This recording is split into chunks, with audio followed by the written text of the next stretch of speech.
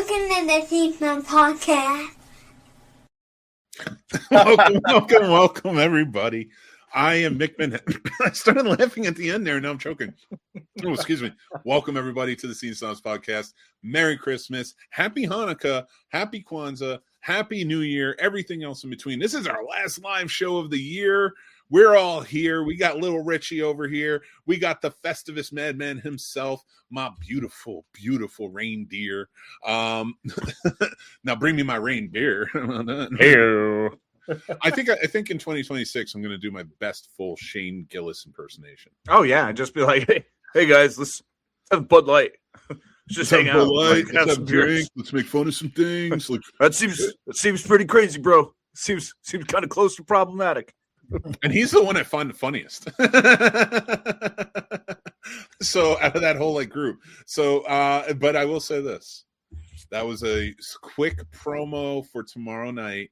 That was Popcorn and Pints. I'm a panelist on there. We have a really good time with it. As you can see, that was a clip from it. I threw something together.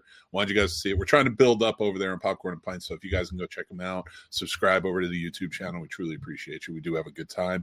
And review 2 movies every week. Except for tomorrow, we'll review 3, where we'll be doing Kiss Kiss Bang Bang, Long Kiss Goodnight, and I have to talk about Grumpy Cat's Worst Christmas Ever. I hate you, James. That's the guy who was in the video. Man, I am so grateful. Oh, dude, you want to join? Nope. I'm 2 out of 3. You don't have to watch that. I'm meatloaf on that sucker, and I am 2 out of 3 ain't bad. All right, I'm just saying that's 100% where I live, and like a bat out of hell. I'm just going to tell you that 100% you will not catch me anywhere near that noise. However, I will enjoy tuning in and listening to you guys discuss it because I like Popcorn and Pints a lot, and it's fun. I tuned in last week when y'all were doing Harold and Kumar. It was enjoyable. And I wasn't there. That's why I have the punishment movie. Oh, sorry, 2 weeks ago. 2 weeks ago. No, but last week we did Harold and Kumar on Friday After Next. Unfortunately, I couldn't be there. And when you can't be there and you're a main panelist, you get a punishment movie.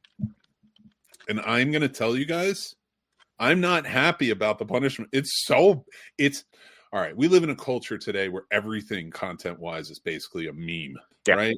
And nothing too much of value. It's just all a joke. Now, that's not to say there are things of value out there, but I'm talking about the stuff that gets pumped into our algorithms, correct? Sure. My algorithm's wild. Yeah, I can't even imagine your algorithm. Oh, gosh. Paul's got a wide variety. I know I have a messed up, weird algorithm. Like, you look at my algorithm and people be like, there's a lot going on here. There's history, and it ranges pretty far to everything else in between. History and space. So our past and our future and everything in between. And there is nothing missed. So it's uncomfortable for everyone. Oh, dude. My porn collection looks just like the Epstein files released today. It's all black. I believe that. I absolutely believe that. 100%. Yep. Listen. So you're the reason why I click videos people are viewing at the same time. You're the guy. We're watching the same video at the same time. I will tell you. I'll tell you. No, I'm not going down that road. See, and that's why I like the vintage stuff, because that way it's historical, and then I also get the space stuff. Yeah, buddy, I'm telling you about that stuff, dude. What is it? Victorian porn? Victorian era, baby. Yep. He wasn't even watching it. He just confirmed that it was true. Yep. And then from that point forward, here's the wild part. I don't know. Denise Richards? I don't know if I should show this part. Yeah. But that's very close. Fuck, I wish I said thing now. The wild part is I don't like literature except for Sherlock Holmes. I love every Sherlock Holmes. Sure. You know, and certain things. Time machine, stuff like that. But for the most part, I am not a huge fan of the Victorian era in terms of movies, books, stuff like that. I'm sorry. Okay, Pride and Prejudice, great. It was wild. It was fantastic. Even with the zombies, it wasn't making it interesting for me. All right, yeah, that's shocking. Not their Sense and Sensibility. Not my jam. I get it. You know, I'm not a Jane Austen type guy. I mean, few people are. Few guys especially are. I mean, I love Jane Austen stories, but I can't read them. I read it once. I'm good. That was it. It's safe to say I'm never turning on Bridgerton. Ooh, see, now that's where you and I differ. You know me. I do love me my Bridgerton. I heard it's all kinds of Games of Thrones, but real, more provocative in a weird way, less killing and more. Yeah, it's more about social destruction. It's like really Sex in the weird. City. It's like Sex in the City and merry old England. That's perfect. So I've never excited seen for an this episode. I've never seen a scene, but I can tell you just by the reactions of the Right. moms that love that fucking show. Yes. And Casey, because I know you love Sex in the City as well. So it's Sex in Absolutely. merry old England. That's what it is. Yeah. Well, I mean, So I you're- liked. Sorry, go ahead, Paul. I was just gonna say, so you're excited for the new Wuthering Heights then, because that Yeah. trailer is insane. All right.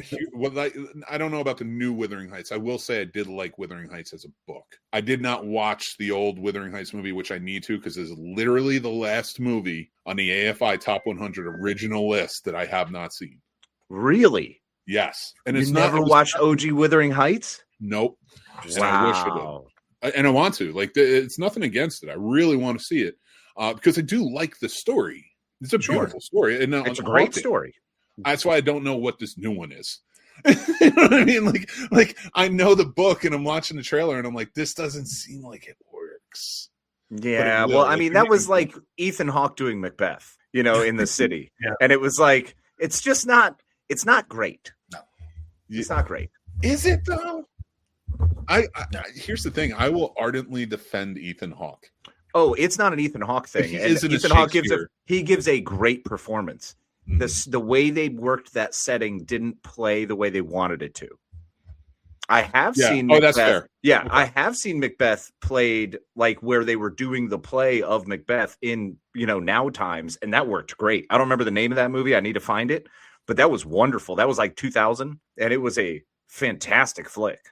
Really good. I don't think I've ever seen a Macbeth adaptation without English actors. Oh yeah. No, this Or one Or not was- adaptation, but like a play I know or what you mean, yeah. a film. And I don't know that I'd want to. I mean, Denzel crushes it. Oh no, I didn't see the Macbeth with Denzel. I want to. Actually, you know what? You know what it is? Like Denzel even played Julius Caesar, which is my favorite. Yep. So I'd love to see him as Julius Caesar on the big screen. Well, I mean, also Not either Denzel. I was It going to wasn't a say good movie, but he was good. he was good. I mean, Denzel in Much Ado About Nothing plays Prince. but The Prince. I and mean, he's amazing. Yeah, he's so good. He's He's so so good. fantastic, dude. It really is, and he's like the only American actor that I can think of right now, not in plays, because I'm sure there are fantastic Shakespearean actors from America that can do it, but in movies, he's the only American actor that I can really picture being in one. So that's interesting. But I wanted Julius Caesar from him. I would love to see that movie made. God, him as Julius Caesar, or even him as Titus Andronicus. That would be pretty great. That's why I want Julius Caesar more. Because imagine Denzel, imagine a 2-part, really done well Julius Caesar movie. Based off the play of William Shakespeare. Don't deviate, you motherfuckers. Like maybe if you have to, take some liberties to kind of like dramatize. You got to time crunch a little bit. I don't think you do if you do 2 movies. You think so? Well, you're right. I'm sorry. Yeah, if you're 2 doing 2 movies, yeah. The first movie should end with the death. Yes. And that needs to be stretched a bit. Yeah. And it needs to, and I think like it should end with the assassination.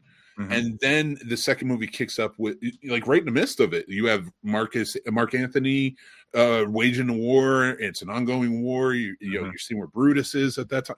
Oh my God. All right. I want Mark Anthony to be played by Keanu Reeves. Oh, I don't know. He's a little too old at this point, I think. I think it worked. No, And I he's think so- you're right. I think maybe he is a little too old because Mark Anthony's supposed to be like late 30s.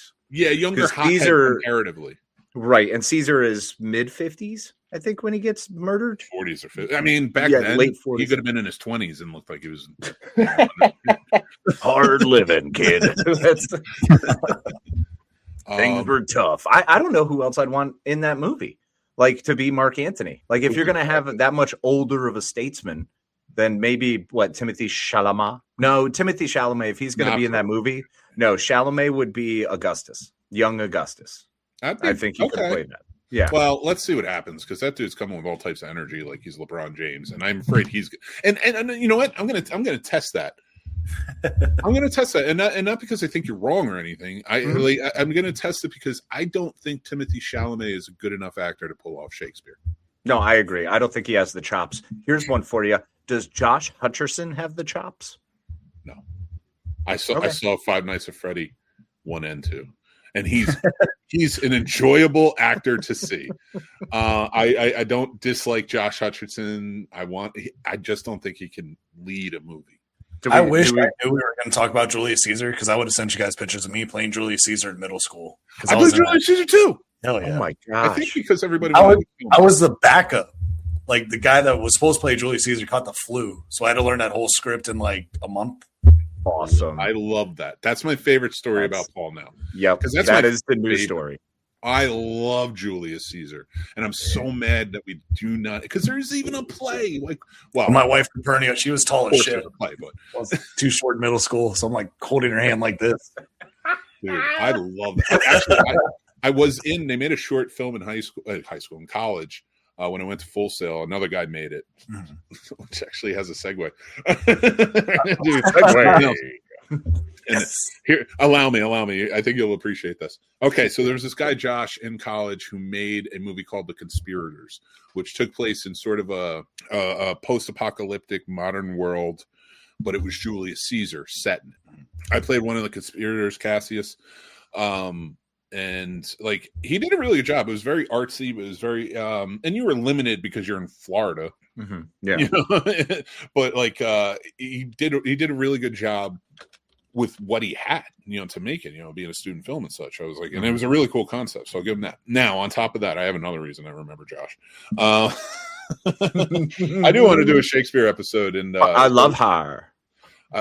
That's you got another segue in there. Hold on, it's coming. I promise. And it's so Josh was a guy who's one of those types of filmmakers where he was more into the art side of it. And I get that, and I understand. I'm not putting him down. I don't know the guy anymore, so like, who knows what he's into now? But like, he was more into the art side of filmmaking, things like that. Me, I like, I like the art, but I also like the mainstream. I like it all. Sure. Like, it's movies, so it's just a different way of doing things. Mm-hmm. Josh was a director. I was more of a producer, so it's a different mentality anyway. Well, I went out one night, and I used to do in college where whenever I had free time, go to the movie theater, whatever's playing, you go see. One night I saw The Bucket List. Nice. I went. It was the only thing playing. Awesome. And I really enjoyed it. Mm-hmm. I really because it doesn't suck. Yeah. No, it does not suck. Is it one of those movies that's more about sentimentality and things like that? Of course, it's trying to draw on some heartstrings, which movies are supposed to do. Is it a mainstream movie? I'm not going to compare it to something like is something art house. Clockers. I'm not going to compare it to. I don't know why you came out with Clockers, but yes, I will agree. It's not going to compare to Clockers, but it was something special. There was a special look to it. There's a special story. You had these actors that were, in Jack Nicholson and Morgan Freeman bringing such great performances, and it was a simple story, but it was a very lovely story, as I'll put it. And it was directed by one of the greatest directors of all time, in my opinion, and one of the most beloved people in Hollywood, and that's Rob Reiner. And I remember coming home from that night, and Josh and a roommate of mine were sitting outside talking, having cigarettes and such. And I walked out, and I told him, I was like, "Yeah, I went to see The Bucket List." And I remember Josh looked at me and he goes, "You and I have very different tastes in movies," but he said it in a very like snobbish way. Of course, yeah. Again, it was part of the Three Bro Show, baby. No. He wasn't part of the Three Bro Show, but nothing. Again, that's probably good for Josh. He was much more talented than we were. So like when he said that, I remember being really offended. But as you grow older, you start realizing you're like, it's true though. I have a different opinion on and different fascination with certain things. I don't think any of it's bad, of course, but. I got what he was saying. I was offended at first, but it made me think about it, especially this week, because it was a Rob Reiner film. And one that I watched actually not too long ago, maybe a couple months ago. So my point to all of this with the passing of Rob Reiner, I love that man.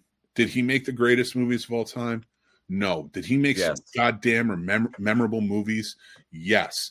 And the reason I say that is because he was a man who was true to himself. He was the type of guy who made these type of beautiful, sentimental, emotional movies where it was more about character, humanity, hopefulness, positivity, and he always weaved a good story around these characters.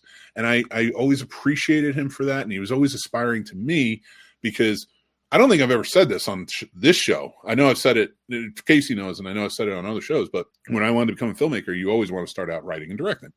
Now, I loved writing everything. I love writing horror. I love writing all genres. I never wanted to be pigeonholed to writing one. But as a director, I did want to focus more on movies much like Rob Reiner, not just inspired by Rob Reiner. He was one of them. James L. Brooks was another one, his early stuff. And directors like that, Christopher Guest, stuff like that. Mm-hmm. I wanted to make movies that were more humanistic and the characters were what was driving the story and what they're going through. And he did that perfectly. I actually think he was the best at it, in my opinion, in this industry. And it was heartbreaking, I know, for all of us. And I'm going to let everybody else speak too. But I just wanted to say, like, through all of that, having that memory, we are going to talk about Rob Reiner tonight. But I want to hear what you guys say. I'm heartbroken. How do you guys feel? I was just very disparaged about how it happened. You and I had talked before we had hopped on because I didn't know if it was confirmed how his passing had happened, and I just think that makes it 1,000 times worse. I hate when a lot of these great directors or actors or just people just end up moving on, but when it's kind of a forceful thing, it just makes it worse. It breaks your heart. So I feel for the rest of the family, and to an extent, I kind of feel for his kid too, even though he's at fault, but. How do you feel about his movies? I love his movies. I don't think I've ever seen any of them and been like, this is trash. Like you said, it might not be to the caliber of like Hitchcock or some of the greats or Kubrick, but they definitely make you feel good. To me, it's almost like just barely under, not barely under, but it's a little under like a Spielberg. So if I want to feel something, I'll throw in one of his films instead of a Spielberg if I'm not trying to get all the feels that Spielberg gets you. Yeah. How about you, Case? Yeah. Well, for me, Rob Reiner was a major part of my life growing up because he directed a ton of movies I loved. He was a part of creating the rom-com as we know it today. So he was truly one of my favorites. He was phenomenal all the way through. And for me, it's not just what he put on screen that I was able to carry with me and kind of use the characters to form part of who I became later in life. But it's the fact that to hear all the stories behind the scenes about what an actually good dude he was, how he worked really well with his teams, how he was the director, he was the leader on set, and everyone knew it. But he also, he made it very clear, we're doing something very difficult here, we're doing something hard, but we're doing it together. And he seemed to always give that level of camaraderie, comfort, and capable leadership. And I think that's a really impressive thing. And I think I took a lot more out of that, learning of his behind the scenes and who he was, and the fact that he was always trying to be inspiring, kind, and courteous, even though sometimes he would blow his top and apparently people would laugh, not in front of him at the time because he blew his top. But it's kind of one of those, we're all human. And I think he was brilliantly human for that. And he was very good for putting that on screen and relating and being just a genuinely good dude, a good person who was wildly successful and had a full career. So, it is a tragic loss. I think there is no way to put that in any other way but tragic. I mean, it's horrifying. So, but yeah, thank you, Rob Reiner. And unfortunately, I think we all need to remember the lesson that we need to thank people while they're here and not wait for something terrible to happen to rip them away, because we lose people and lose the opportunity to give this homage the way we're doing now. So yes, rest in peace. But I can think of some people I'd be okay with being ripped in the middle of the night and never seeing them again. They're all lizard people. Don't worry. Yes, from Clendatu.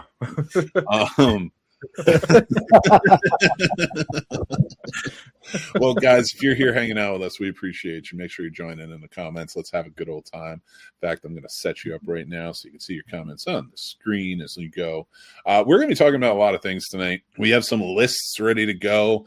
I kind of wanted to kick things off with Christmas coming up before we get into the Rob Reiner countdown that we do, and then our mix. Oh, do you have something, Paul? Is that what you're going to say? No, I was just excited for the list. Oh, yeah. So, with it being Christmas, what is something you guys would like for this Christmas? I want to want. Don't tell me.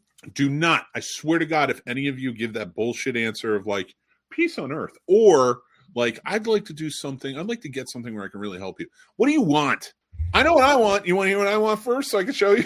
Yes, please. No, honestly, I want to know what your want is. Well, I want the Enterprise D Lego set, but they're sold out. Oh, God. I saw that. I went to Pentagon City Mall at the Lego store, and I saw it. I saw it in real life. It was $400, which is the only reason I didn't get it. River, even as we're walking through, I'm like, River, do you notice this wall? And she goes, oh, Dad. Oh, God, Dad. Oh, you want the Enterprise, don't you? I'm like, yes. And she was like, ugh. And I would say, like, she hates Star Trek in such a way. Well, the early Star Trek. She does not like original series. She does not like Next Gen, any of those. Like, so it breaks my heart. It literally hurts me. She calls Picard boring, and it makes me almost cry and shake her to fucking death. But then it's also, I get really that. Don't condone violence. No. It's one of those jarring things. But we also managed to watch Discovery, Strange New Worlds. You know, we've had our shows. So she's in the Star Trek verse, but she's just not willing to DS9 with me, and that's unfortunate. Yet. Get there. Let her mature a little bit first. Maybe she'll move into like a more diplomatic side of it. The more use your words, you can't just shoot through everything. But I think my child wants to just shoot through everything, Mick. I think all right, then make sure she watches Star Wars. Yeah, exactly. I love that. Well, I will tell you, because that's sold out, my backup gift is Eagle Moss used to make, and you've seen them. I have them over here. The different Star Trek ships and about this size, and I have all of the Enterprises. I want the Enterprise G, and I think Fanhome has it now. I think Fanhome bought out Eagle Moss, so I'm trying to get it, but they only have it with the Titan on there and the Titan numbers. I want to get it with the retcon with the 1701. 1701 G. Yeah. So like that would have been like the next cool thing, but so I guess I'm getting nothing. Yeah, apparently. Because if I don't that's ask, the only thing you want. Yeah, well, you didn't ask, did you? I did not ask. I never asked. I never asked. Mick. I always feel bad. I'm like, nobody loves me. I asked for cool moose hats. That's easy to get. Got it delivered. Right? Dude, you look like a chipmunk. You're not with a red nose. You look like Dale. Yes. Well, of the two, I would rather be Chip, so that could work. And Chip is just wearing antlers, so let's go with it. Do I have a white jacket? Oh, can I borrow your pilot's helmet? I'll be Monterey Jack. Oh my god! Yeah. Oh man. Oh, that'd be wild. I'll do a whole episode at Zipper behind you. You better believe if we dress up as the Rescue Rangers for an episode, I'm not wearing pants. I'm not Who's wearing pants? No one needs to wear pants. Casey in a bomber jacket and a fedora. That's it. That's my whole thing. I would rock that. Oh my god. Halloween episode. If we get there next year, our theme should be Disney afternoon characters. Afternoon characters the whole month of October. So we can hit Tailspin. We can do Rescue Rangers. Do blue all day. I could do blue right now. All I need to do is get the hat and a shirt. I would absolutely be Gidget. Get some. Who's going to fight me? Who's going to fight me? I want you to be Gidget so badly now. Can I be the first one that comes out of his back that just goes crazy? Can I be the crazy one? Yes. The fly? The fly. The little fly thing? I can't remember his name. No. Or you got to be Shere Khan, bro. Okay. If he's going to be Baloo, you got to be Shere Khan. Oh, you want to be Kit. Yeah, you can get a green sweater and no pants. And a backwards hat. That'll work. I already got the no pants. Right. Oh, man. Oh, my God. Oh, my God. I would love that. Well, then I'll have to be Shere Khan. Dude, if you don't think that on the TikTok shop for Halloween, when they were pushing that Darkwing Duck costume, that I looked for my size, you had another thing coming, sir, because I looked for my size and they didn't have. And that was the end of that story. And that's where it stopped. Yep. Oh, dude.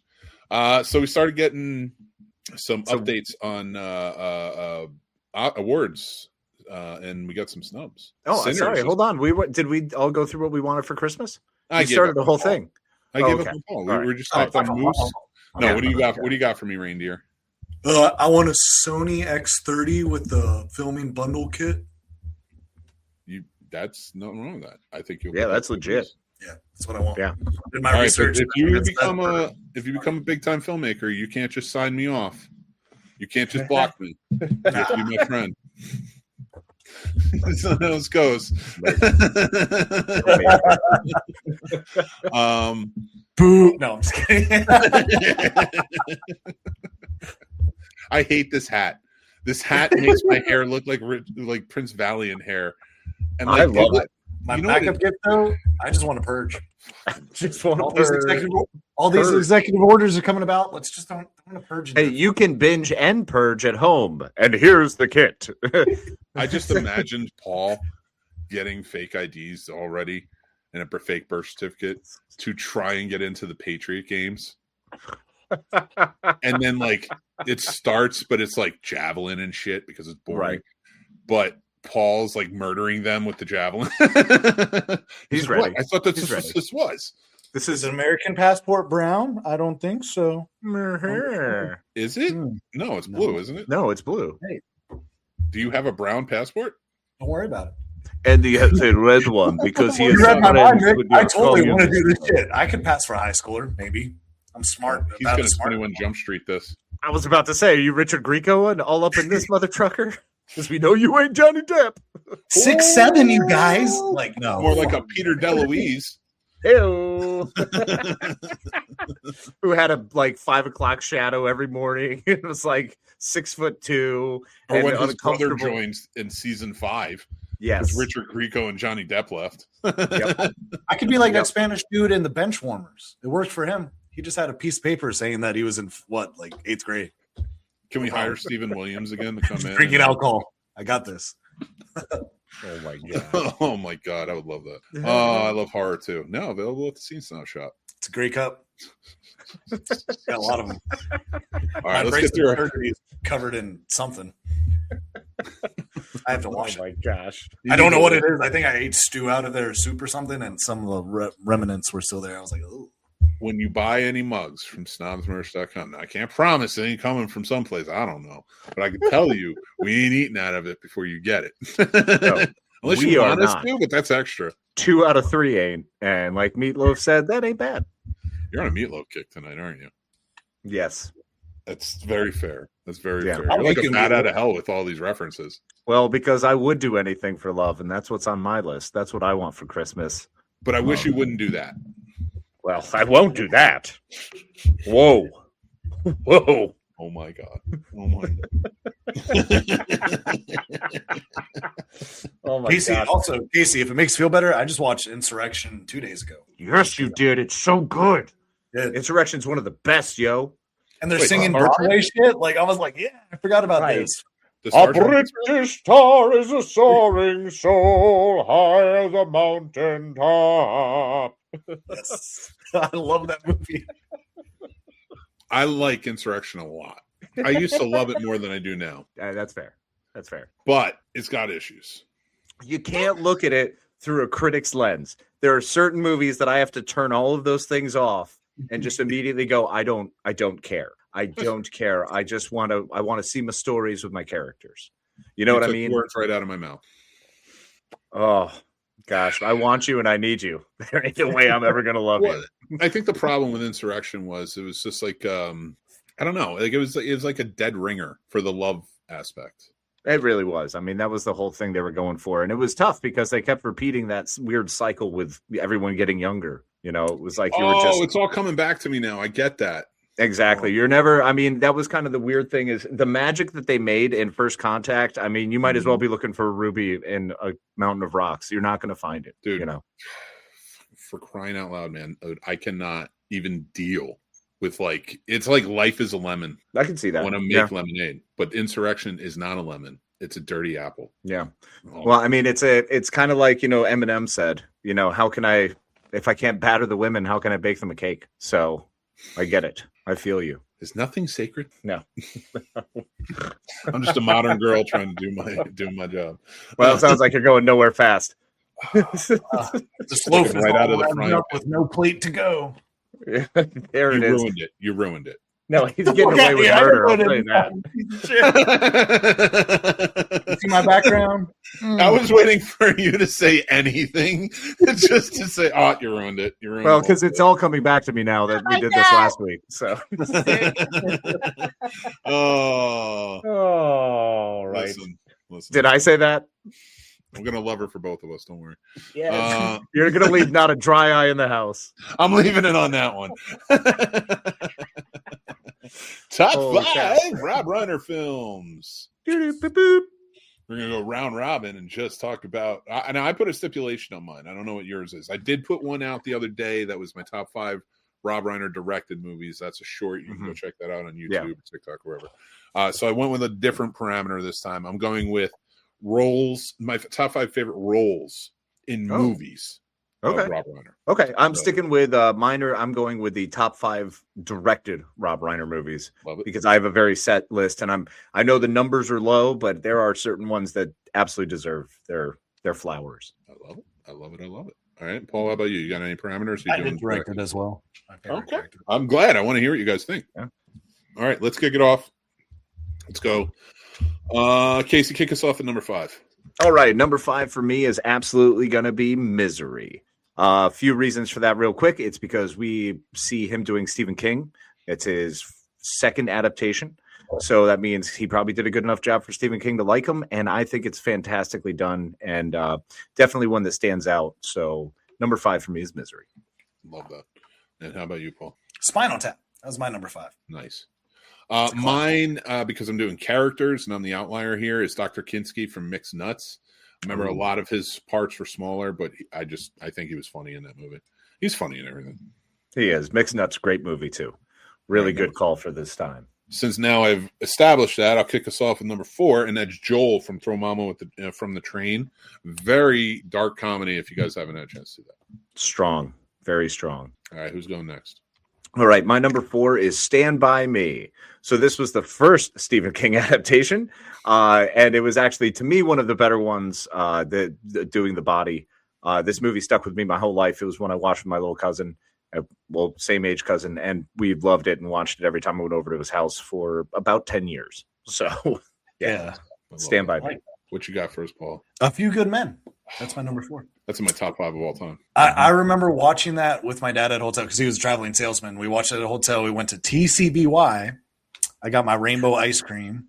We went back to the hotel room, and he was like, all right, I'm going to let you watch Rated R. And we watched it on HBO, and I was like, this is crazy. That's a good one for it, too. Mm-hmm. I love it, dude. It's a good movie. Mick, number 3, where are you going with his acting role? I need somebody else go because I'm debating whether I want to do one or not. Paul, sling your 3 at me. My number 3 is Princess Bride. And I will say I didn't really give that movie a chance until Sam. Sam loves that movie, and so I've watched it every year, and I've grown to really actually appreciate that movie and really enjoy it. So thank you. Good. Hey, thank you, Sam. And yet another reason why we love you, Sam. Yes, because that's a great movie. Legit. It's one of the tops. For me, my number 3 is When Harry Met Sally. This is the movie that defined rom-coms, and I have lived my life through the rom-comedy life goals. And look, they weren't all right. I've had to level set and adjust some things.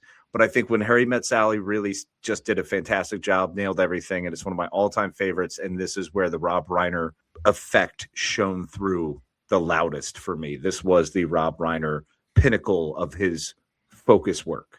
Nice. I had a couple listed, but I wanted to narrow it down to which one was which. And I only have 3 so far. The truck driver from The Jerk who picks up Naven. They play off each other really well. I like it's just a great movie. It's a fantastic movie, and having Rob Reiner a part of that is just special because it was his father who directed it. Yeah, Carl. So, yep. Yeah, I love that. All right. Oh, wait. So now we're on number 2. I'll kick us off. Number 2, Max Belfort from Wolf of Wall Street. Perfect. So good. Yep. That was where I was like, which one do I want? And I feel like this one, because it's a bigger role, fits in the 2 spot. Because my number 1 is staying my number 1. Fair. All right, Paul, what you got? I got E&J Entertainment going through my head right now. Stand By Me is my number 2. Nice. Dope. Love it. Excellent choice. What you got? Yep, I love it. My number 2 is A Few Good Men. I mean, you get one of the greatest degrees of performances. No, everyone brought it. It was perfection from everyone, everything. It's one of the best movies ever made, in my opinion. It's like Mick. It's one of my top 5s. It's up there with Shawshank. So that's number 2. Heck yeah. Great. Like that. All right. And now it's up to me for number 2. Oh, no, I did number 2. Yeah. Oh, no, I know. Numero uno. I can kick off my number 1. Oh, okay. What you got? Yeah. So my number 1 is Princess Bride. Even though it is not one of the greatest movies ever made, A Few Good Men, I legitimately think is legit one of the best movies ever. Mm-hmm. Princess Bride is one of my favorites. It was one that I grew up with. It's one that stuck with me. The performances are perfect. Once again, everyone brought it. Now, it wasn't to the level of A Few Good Men because the substance of A Few Good Men was different and cinema was different. But Princess Bride is just a fun movie. It is genuinely sweet, kind, considerate. It's everything we want to be able to share with our children and our friends and our loved ones. Is a good, lighthearted, fun, sweet story. So I love number it. 1. I love it. That's it. And honestly, I would say it's the greatest fairy tale movie ever made. Yeah, that's and if you lock that in there, but like I would put it up as one of the greatest movies ever made. Yeah, I could see it. Sure. I mean, maybe top 20 for me, but I mean, yeah. Yeah, I don't know if it's in my. I don't know where it lies on my list. I would have to put it together, but it's definitely like I think that like Paul, we were talking about movies I think people should see, especially filmmaking wise. Yeah, that's definitely one of them. I would. Yeah, between Princess Bride and A Few Good Men, I think those are two that. Oh, A Few Good Men. Yeah, I mean, you learn everything from those. God, that's so good. What you got, Paul? My number 1 is Misery. Yes, I knew it was going hard, which is good. I get it. That's a Paul movie. Love Misery, and it still stands. And I mean, Kathy Bates gives the best performance ever. Oh my god, she gives good screen. I won't mess with her. She's a great Matlock too. Oh my god, yeah. Is she? I want to check her out. Matlock's pretty good. I like that show. Yeah, okay, all right. We watch it. I think you'd enjoy it. Like she does a good job with it. There's a twist to it. There's good characters. It's a CBS show, so do with that what you will. Has a shelf life. I love it. I'm okay with that. Fine. Hey, look, I love Jag. I'll still revisit Jag, and that's not a revisitable show. Yeah, but that was a different CBS. That's a long time ago. A little bit. You're going in the wrong direction now. It's that, you know. now CBS is in the upside down. We don't know what's going on. Yeah, it's fair. It's fair. I'll say, Mick, what you got for your number 1 Rob Reiner character? One is Marty DeBurgi, and not only This Is Spinal Tap, but in some ways I think is just as funny. This Is Spinal Tap 2. And I was sorry it didn't do as well, but it is so fucking funny, and I think people should check it out. But that's our. I like Spinal Tap 2 better than like Transpotting 2. Oh yes. Because I was worried it was going to be like that, and it absolutely wasn't. Yeah, that's like comparing The Lost Weekend with fucking Doris Day. Doris Day movie. Bye Birdie. Same, but different. Yeah, actually, kind of. It's like, the drugs are really what made this movie. And it was the fact we were all on them. So it was way better. It was the 70s. We just needed. But you want to party hard? You party with Ken Burns. That guy goes really hard. I have no doubt that that dude's probably running lines, talking about the American Revolution. He's like, "Did you guys know jazz was like really important in the country?" Let me tell you about Jack Johnson. Do you have 17 hours? Sit down. Oh my God, not Jack Johnson. Man, if you're watching this as a clip, I feel bad for all of you. I forgot Jack Johnson existed until you just said that. Now I've got banana pancakes and bullshit in my head. Oh, I'm not talking about the Hawaiian singer. I'm talking about mother freaking the 1920s boxer. Oh no, I remember Jack Johnson, the old school Johnson. Man. I'm talking about the Hawaiian singer. I don't know if he's from Hawaii. I just know he sings a lot about Hawaii and he shoots his videos in Hawaii and has a very attitude of the salt life, if you will. How weird would it be if you found out that they were filmed in Tampa? Or worse, the Jersey Shore. I would feel so lied to that, let me tell you what, I would come for Jack. I would have problems. Jack and we would be having words with his chill attitude. Hey, why don't you go play hacky sack, you freaking beatnik? Here's Get why out. I hate Jack Johnson, and it's all involuntary. My wife loves Jack Johnson. She went to go see him years ago in a concert with her sister. And I was home, and we just had the baby. It was like 2 months after we had the baby. And it's my first time alone watching the baby. And let me tell you something. This baby does not sleep. He still doesn't take naps. He's a maniac. I love him, but he's a maniac with the no sleep thing. Now, why do I say this? Because she was having fun at the Jack Johnson concert, and this child screamed. I was in the room with him. I was like cuddling him, watching TV. He screamed for the entirety she was gone. And I was just like, how? How are you doing this? I couldn't even go to the bathroom. Just gotta hit that soft reset button on top of their head. No, you don't. That's not how you do it. We're gonna have that anatomy lesson real quick, Paul.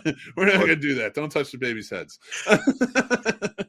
That's what we call the no-no zone. Here's the funny thing, Paul. I know you're kidding, but I know a lot of people aren't smart enough to know that.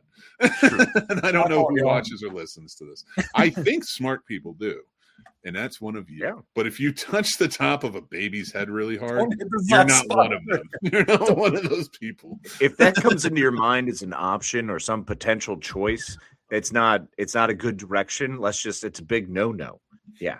Do you tape the easy button on top of their heads? Is that what you mean? Like, well, you do, but you do that after you put on the big soft styrofoam helmet. The molding helmet, which I mean, we really just double up that sucker and put on like a bike one on top of it, so they're 3 deep, and that way they're extra safe. And you could then they can go fall into walls, man. Then it's cool. They got to learn to walk. I'm not condoning this. Uh-oh. Well, admittedly, here's the thing: the first 6 months of child rearing is just keep it alive. That's all I thought. I love my daughter more than anything on this. He's alive. She's all I wanted. And those first 6 months, it was like, you can't hold your head up. You don't have muscles in your neck yet. This is terrifying, and I will do everything to protect you. So like everything was off limits in the moment. 6 months, the moment she was able to like get up and move and start like shifting and holding herself up, and like a fall wasn't absolutely terrifying. It's so weird how they start purposely running into everything. Oh yeah, it's like they were wound up. They pulled them back and let them go. I will say that night though, to his credit, it wasn't like a whining cry like he needed something. Because of course I made sure he was fed. I made sure he burped. I made sure I washed, gave him a bath that night and stuff. Everything to try and put this kid to sleep, like make him real comfortable and go to sleep. He's all right. I don't say this lightly because he takes after me. He's a stubborn asshole, and he gets it from me. Oh yeah, 1,000%. Me, I mean, I believe in justice, maybe a little too much. I'm starting to see. I'm like, man, I can't keep up with this. I cannot sustain my justice, my justice-seeking ways. But anyway, but like I'm stubborn as hell. I'm Irish from Jersey. I'm stubborn. That's what it is. You're just going to be embedded. So he's stubborn too because he's still stubborn. And he was just yelling at me all night. That's the yelling at me. He was screaming at me like I was almost an idiot, to the point where I yelled back at him, and I'm like, "What else do you want?" Yell? But that reminded me that I was gonna. No, forget it. I'm gonna let that one go. There's some things, and you're like, nah, it's not funny anymore. That's all right. The little button. You can keep beating that dead horse. Bullshit. I don't beat dead horses anymore. You can eat a dick on that one. I do not eat dead horses. I learned my lesson. I learned my lesson. That's fair. I'll beat a dead moose. Yeah, well, good luck getting over here, fella. Wait right there. I just 7 come hours later. I come with 2 like flashlights. Hopefully it's like a deer. He's like, you're just like frozen there waiting for me. It's like, it works. What am I supposed to do? This hat is too fucking small for my head because I can't. That's part of what makes it amazing. Is the fact that it is so tiny. It almost, in your terms, like that would fit me normally. I just want everyone to know if they have any questions and thoughts about head size, like that would fit me. But the simple fact is, on you, it looks like lingerie, and you're about to sing Santa Baby, which could actually work out in your favor. Does this make my head look fat? No, your head does. Not my original joke, but it definitely works for my fat face. Don't remember to tug the horse if he's going past 55. Bullshit. Get him up to 88. Ew. I can drive past 55. All right. I want to hear some things. Uh-oh. Oh, yeah. Mixtapes. So we're going to go through, guys. If you've ever watched our mixtape episodes before, we share a collection, a collaboration of songs with a theme. We've never done a Christmas mixtape before, so I'm glad that we're all here to be able to do it. I'm excited to hear what music you guys love. Excuse me. But we're going to kick it off. All right, which one do you want to go first? Because I still am working on my list. I will. Yeah, I like Paul, it. This do will it. be- I want to hear Paul. Let's go. All right. You want me to go through the whole list or just one at a time? Yeah, no, we all go through. If you have stories about the songs, what they mean to you, share away, my friend. But Okay, we share all our lists in one. I have quite a few Jewish friends and family that's Jewish. So the Hanukkah song by Adam Sandler The is what? a must-have. Shanika? The what? Shanika song? The Shanika? Chanukah? Oh, is that what it is? Jesus No. Christ. No. Hanukkah. Hanukkah. The sea is silent. That's how you spell Hanukkah? Hanukkah. Holy fuck. I didn't know that. I've been saying it wrong my whole life. It's my favorite. No, it's not my favorite because Smokey Robinson's Chanukah is the greatest. I don't know what Chanukah is, but I hope you have a fun one. That's how you spell Hanukkah? That's Yeah, Hanukkah. it's Hanukkah. Yeah, buddy. Yep. You can spell it Anyway. without the C, but I think it's traditionally supposed to have the C. Yeah. That's wild. My fault, y'all. Sorry to the Jewish community. I don't think Yeah, that the would be Hanukkah- You never apologize for learning. You never apologize. You just learn the right way to do it. You learn to say it and you're doing it. Don't never apologize for learning. And that's for all of you out there too. But We love apologize. you. But Never apologize apologize to for Israel right now because I want that APAC money. So it's Hanukkah with a C by Adam Sandler.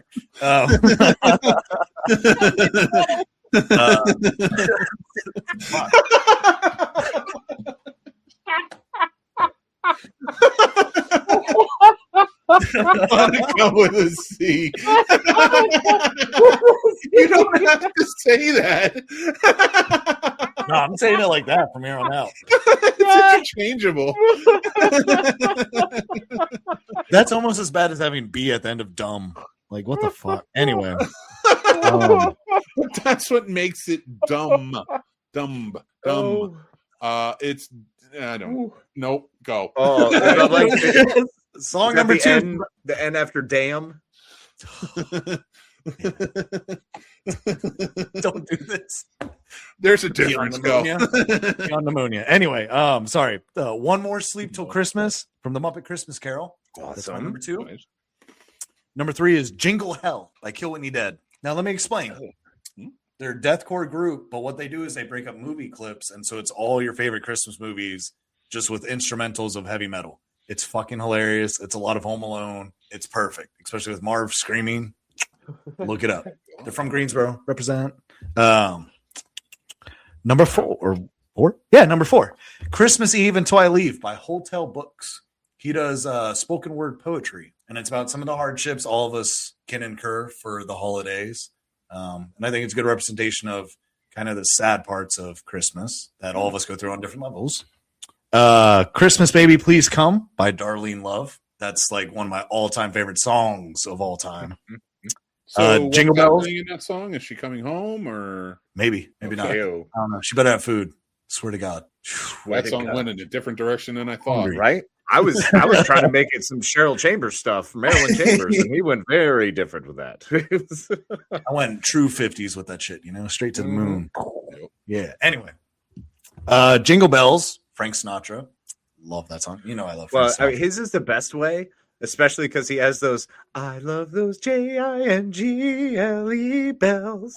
Oh, like it's great, man. Jingle All the bells, way. jingle bells, jingle He had to all add the that way. little sexiness to it. Right? Yes. Yeah, it's He's like, swinging, I baby. need to tag some ladies. Let's get some backup broads in there. Where's Hell, Ava that's Gardner? what She's not here. Let's start banging, baby. You know what's funny? He has death metal and on his, and I'm sitting here on my list. Like, I think about 60% of my list beat their kids and their wives. Oh, no, valid. Yeah, Bing was the big one with those sweet Valencia oranges. I know one guy shows up a few times on there. Yeah. Can proceed, Little Rich. Merry Christmas, Darling by the Carpenters. I really do love that song. I love the Carpenters. The Carpenters, man. Karen Carpenter is like, oh, I like her their voice, Silent Night. literally. That's like an angel. It I is swear an to God. angel. Yeah. It's Yeah. gorgeous. It just touches you in all the special places. Oh, Not like Bonnie Tyler. yeah, no, that touches you hard and efficiently. Like, you get it Total done quick. eclipse of my pants. Am I right? Ew. Yeah. That's why I don't wear pants when we talk about her. Thank God. Because he needs a hero. He's holding out for a hero to the You morning don't. light. You do not besmirch Shrek 2. The Yeah, best use of that song. Second Yeah. best use, Short Circuit. 100%. Johnny Five alive. Yep. Hey, Gus. He's going The out. only thing that wins me over in that one, because the robot swings to a boat in that.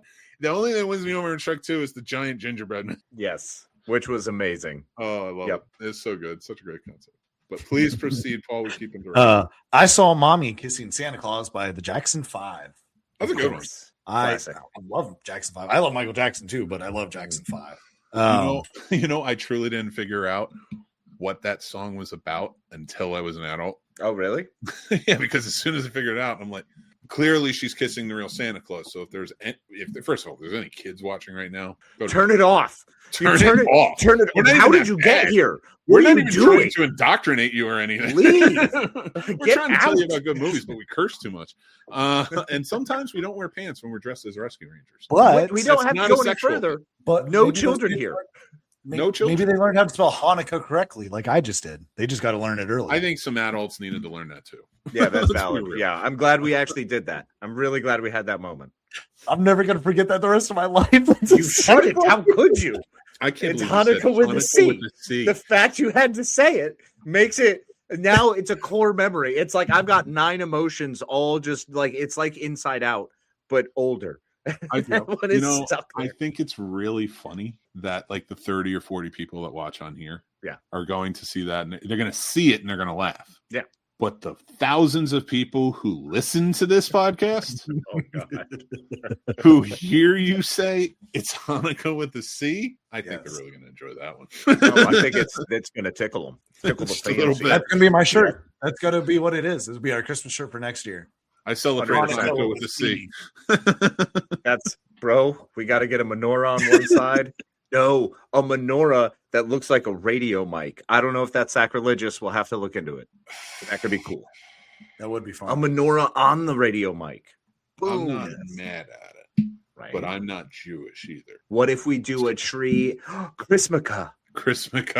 Well, I want to be all inclusive. So can we bring in all the rest of the people too? Christmas The Kwanzaa? Christmas Kwanzaa atheism. No, So like Satan baby instead of Santa?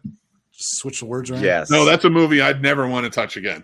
Dear Satan. I like that. I love that movie. Anyway. There were aspects of it that I really did enjoy, and I talked about that. Like, anybody wants to check out that review, but there were aspects of it I did enjoy, but it just like it's not great. Yeah.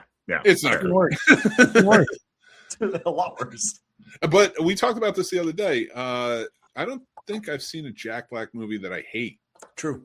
I like him and everything. He's a Yeah. likable The only person. one I really didn't like was Nacho Libre, and I'm not a huge fan, but I understand why people do really love that movie, though. correct. I don't crap on it. Yeah, It's one of those movies that I don't poo on. It's just not. It didn't get me. That's all. Yeah, and that's just it. I'm with you. It didn't get me. I think it was It was a little too immature for the age we were at that point because it came out when we were like 21, 22. Yep. And we wanted darker R-rated. Exactly. And that was like a really like nice, wholesome. It had some shit in it. Don't get me wrong, but Sure. But as I got older, I realized like I'm like this is a really funny movie. It just doesn't resonate with me. Yeah, and because I already tried so many different times, I don't see myself giving it another go. You know what I'm saying? I've given it 4 or 5 shots. So I've hit different eras of my life to try to rewatch it. And I'm like, I get it. It's funny. I don't love it. I might retry it again. I'm definitely not going to retry Satan Baby, though. Or Dear Satan. Fair. Okay. What you got, Paul? So All I Want for Christmas Is You by My Chemical Romance. Okay. because I like his voice. He has just a weird. His voice is interesting, so I it makes like it My sound Chemical whiny, Romance. but not whiny. So I enjoy that version. It's really good. Fairy Tale of New York by the Pogues. Great song. Great Oh song. my god, I love that song. Shoo! I'll be singing that all night. I'm actually kind of annoyed I didn't put that on my list, but I'm not K. putting it on. McCall. Yeah. Good song. And then the final song is by Man Overboard. It's called Decemberism. It's Ooh. about missing someone on Christmas. It's a Midwestern emo song about Christmas. Bro, Missing- I'm really upset at my list because of your list. I was am a great too. I list. feel like you really dug deep, and I'm like, I went with the stuff I like. Same. Yeah. Well, actually, I did Same want to. I too. want to throw something out there as a surprise, and I'm going to do it for all of us. Yeah. What is a guilty pleasure Christmas song? Just give me one, if you could think of it. In case you know, get it ready, because I have to think about it too. I don't have one. Oh, Guilty pleasure song. I don't know, because Silver Bells is actually good, but I guess I'd go Silver Bells. Well, yeah, because no one admits to liking Silver Bells. Then yeah, I'll admit I do. Kids I jam do. Silver Bells. 10-year-olds and ancient people. Like those are the ones, because the ones who remember when it was written in 1874, and the ones who actually, are performing it for the old people who remember it from 1874. So it's those people who like it. Everyone else in between, you reach like 13 and Silver Bells is awful. It's because you had to sing it every freaking year in school. Yeah. It's the worst. It's I like the choice. All right, Casey. Festivus Madmanius. Ah, yes. Are we going My to make friend. you a gladiator? Festivus. You're just dressed like Santa Claus beating the shit out of people. Festivus Madmanius. He walks around with an air conditioner. Why? An air conditioner and a Krampus chain hook. So I'm Festivus all day, baby. Dude, by the way, all the ghosts this month during the Winter's Fest in Phasmophobia are look like Krampus. Krampusnacht. Oh, it's so Piece of cool. Shit keeps killing me. All right. Are we ready? So, Yes, Paul, I am. unfortunately, mine will not reach the level of yours. I'm so impressed by your list, dude. That's no joke. That's a really strong list. That is So, thanks a lot, and screw you. you would have So, won best list.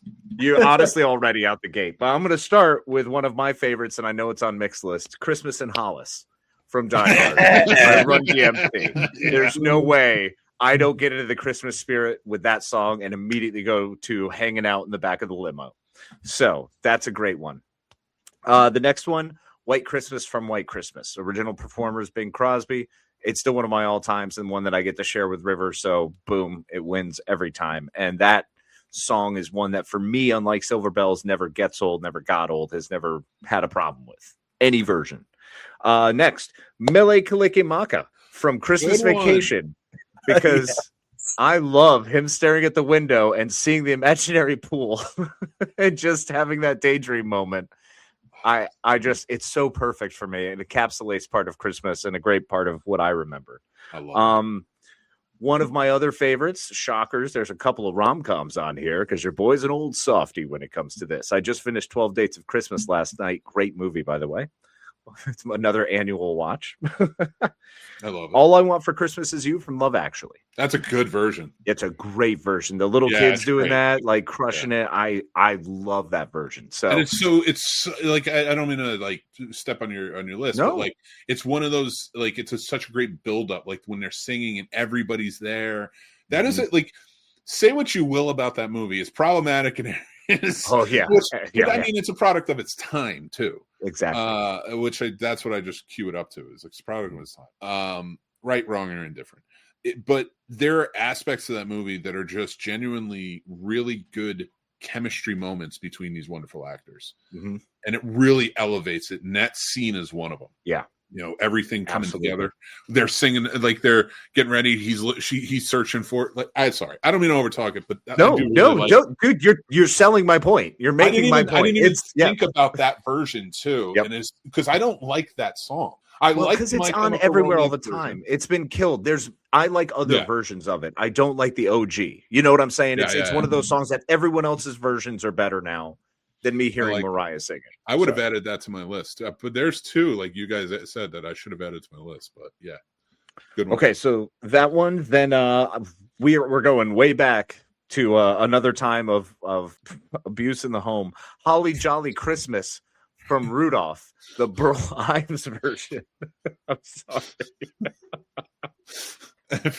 Silver and bells in that fucking thing too. I think that's where it pisses. Silver and bells, silver and bells. This is a podcast. You can't just leave. Let them hear you laugh. Oh, When they're picking on that fucking God. reindeer, I feel so bad for him. Right?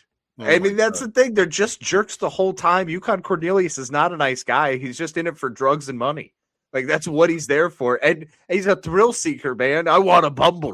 Rumble a bumble. Like, Oh he's my God. crazy. Dude, I'm like, yeah, nope, I'm not getting into that. They're just Moving such right pieces- along. And Donner was the biggest piece of shit. He was, man. Even the snowman was grumpy and a little rude. All right. I'm just saying he had a little bit of tude. Maybe should have calmed down on the sauce there, Uncle Burl. he didn't spell Hanukkah with a Z. That's why. No, he Burl did. wrote the songs and came in and was like, I'm gonna fuck with this reindeer too. Look at this dumb kid with his stupid nose. That's back anyway. when that's back when bullying was the national pastime. Yeah, well, 100%. Yeah, that was how you knew you were strong. Yeah. All right. Survival of the fittest. in the Survival of the 50s was fittest. Just fucking bullying. Just bullying. Just being as mean as possible. Be like, either they'll live or they won't. Well, think about it, because in the generation before, those kids were literally raised like you had 9 and 2 of them died. That was the thing. So they were used to death at 4. Hey, what do I get for Christmas? I don't know, survive. Like, it was a different thing. Hey, doctor, we cured polio. How we gonna kill the weaklings? Here's some tin foil. Make sure to reuse it. Dick. Wild, dude. Oh my gosh. All right. So I love it. that's that one. Moving to the next one. The My Home Alone connection is Nat King Cole's The Christmas Song. Still that is my favorite version of any OG song ever. So it's always, and Nat King Cole. I kept mixing this up because he does Stardust and Sleepless in Seattle. And in my Yes. mind, I'm like, Sleepless in Seattle is the one that connects. It was not. I was wrong. So, He was such an amazing voice. oh, his voice is perfect diction, just brilliant clarity. Okay. You're a Mean One, Mr. Grinch, the OG. Love You're a Mean One. The original cartoon is a must watch, and one I haven't watched in 2 years, so gonna have to check that one out again. No. Moving right along. Nightmare Before Christmas. What's this? There's magic everywhere. Like, how can you not love that? Like, it's something that just, it's permeated, it's stuck with our lives, and it's around every year. So, and it plays for 2 holidays, because you can love This Is Halloween and then turn around and love What's This? We should still So- do another one for Halloween. We should. Another Love Actually one. Christmas is All Around. The cheesy song with Billy Nye that goes on to win the award. I don't know why. That is not a great song. It's Like, not. This whole movie has great music in it, Christmas music in it. Now, again, very commercial Christmas music, but it's Yes. like they have great people singing it. It's all new renditions and such. And then that. And then that. And it just, I love it so much. Like, I'll sing it around. I will listen to it constantly. It's one of my tops.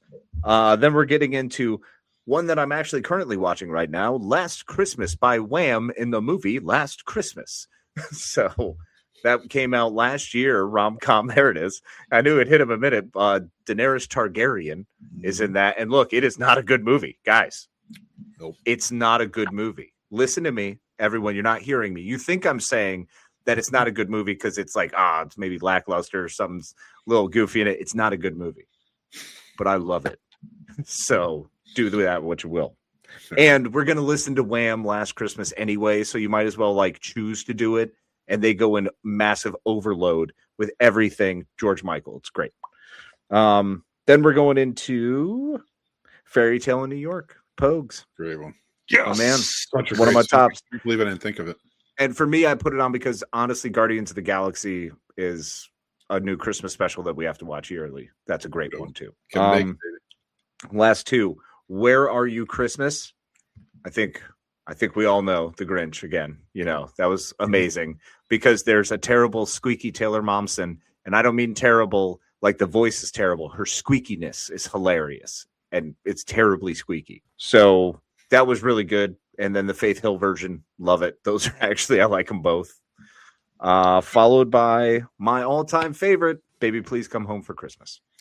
Oh, who is that? Is that Bon Jovi? I love the Eagles version of it. That's what it is. Yeah, the Eagles. Bon The Eagles Jovi version. is Please Come Home for Christmas, isn't it? Yeah, no, that's the same one. Bon It's the Jovi same does a song? version. It is the same song? Okay. Yeah, so that version, I was looking it up because I was like, yeah, I know the Eagles. I wanted to listen to it. So I was like, let me listen to my version. There's like 20 versions, man. There's a lot of versions I think out I there. remember the Bon Jovi the best because his voice in the beginning when he's like, bells will be singing. Yeah, Like, exactly. Yep. that's such like I can Yeah. picture the Eagles version too, which is great. Yep. But then for some reason, well, I mean, I'm Jersey, Bon Jovi connection. I was just gonna say, I mean, just own it, psyop. bro. It's Jersey. I mean, come on. Bon Jovi That's- was a psyop. He got us all ready for war. And what I'm really excited for is to hear Springsteen on your list. So let's go, old Saint Mick. Let's hear what you got, brother. You know what I hate is that you know me so well. All right. So this is my Christmas mixtape. I'll go through. I have some stories for some, not for all. Some I just really enjoy. The Christmas Song by Nat King Cole. My favorite Christmas song of all time. My grandma used to play this when we were kids on her record player of all things, and like play his whole Christmas album. But like this song was just, it is the pinnacle in my opinion. The greatest Christmas song ever. Just because, especially because of that man's voice. Just it feels like Absolute home, man. It feels like all the bullshit they sell you at Christmas. It's what it is. Like his voice is that. Burl Ives was that years like in a grumpier setting. Yeah, he was, but that's Yeah. exactly what it is. You're 100%. Sometimes I have like my two favorite singing voices of all time are either Nat King Cole or Sam Cooke. I can never decide between. Oh God, Sam Cooke is incredible too. Yeah, dude. All right, number 2 is "Wonderful Christmas Time" by Paul McCartney and Wings. I didn't always like this song. This was my best friend's song back in the day, and like he fucking played it all the time every Christmas. And yeah, R.I.P. buddy. But it grew on me even while he was still alive.